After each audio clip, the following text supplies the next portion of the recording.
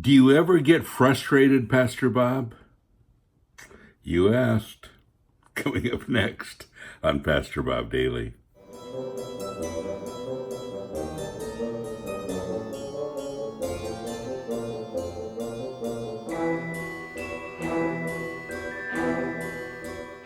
I really do get frustrated.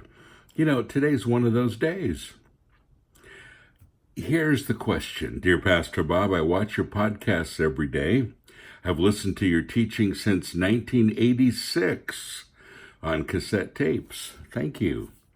And on the internet since. You always seem so calm and collected. Do you ever get angry or frustrated? Well, that's because I never do a podcast when I'm, angry. Sometimes when I'm frustrated. Well, I don't get angry very often, to be honest. I guess after all of these years, 61 years, almost 62 years of being a Christian, I feel good. I feel saved. I feel thankful. I feel blessed. Do I get frustrated? Yeah. And I guess if I have to say what frustrates me the most, ministry. Can I vent? So, Sunday was Easter. And I really look forward to spending time with our homeless folks. And we feed under the bridge Friday, Saturday, and Sunday. And then we provide the food for others who serve all the other days and other locations. So, it's about 10,000 meals a month. The skeleton crew that we run with is amazing, and I can't believe we serve that many people with so few people involved.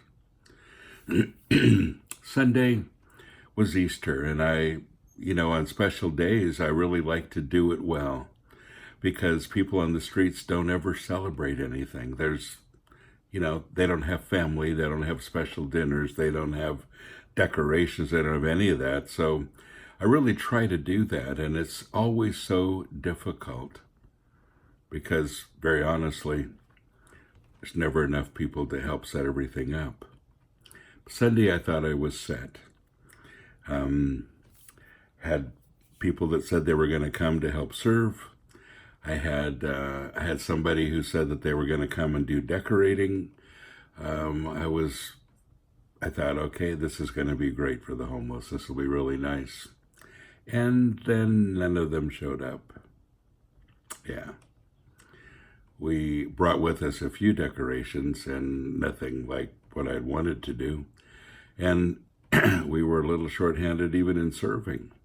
We did have some people that came that I didn't expect, which was nice. But about half the people that we have actually serving the homeless are homeless themselves because there's not enough people, which is okay. They enjoy it. But it's kind of the thing that happens. So earlier this week, I posted that I just really need some drivers.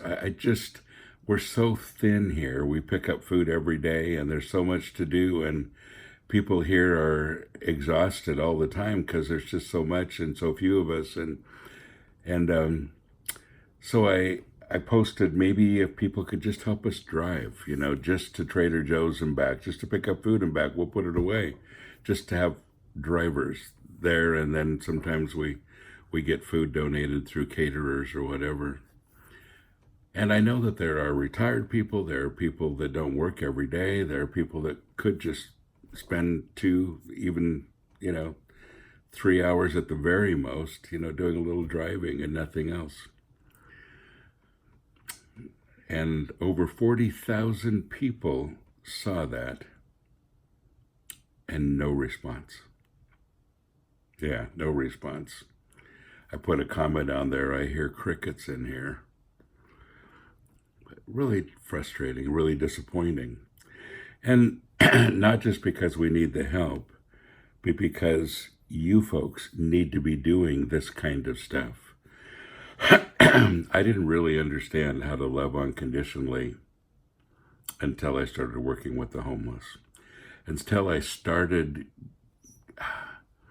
falling in love with people that I didn't expect to fall in love with, until I got out of myself and started really ministering to people in need. That's been a lot of years now. It's probably one of the reasons I don't get so angry, because I really am in love with a lot of people. I have to say that. You're one of them. Even if I've never seen you before, you have my heart, and I think you know that.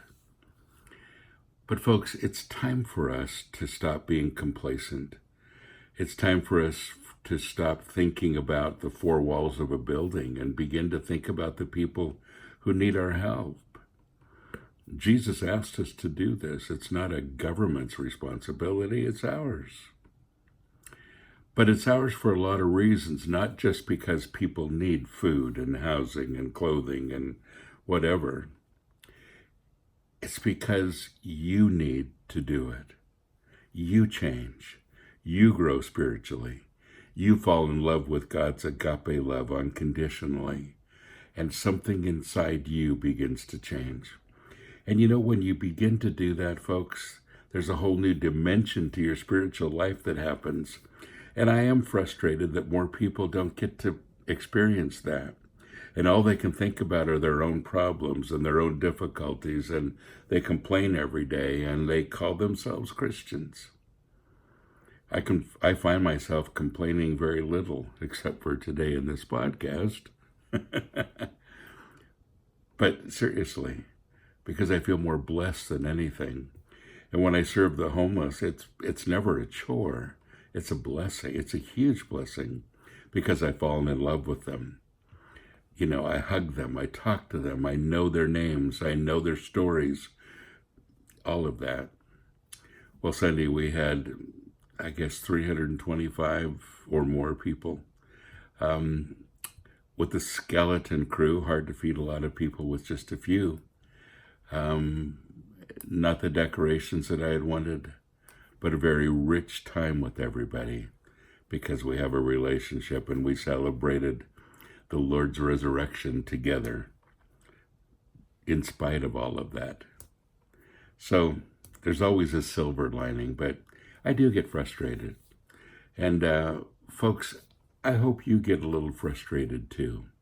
Frustrated to the point where you're not just happy with the way your spiritual life is going now, and you're ready to move out and really touch some other people outside of your bubble. Think about it. God bless you. Have a great day.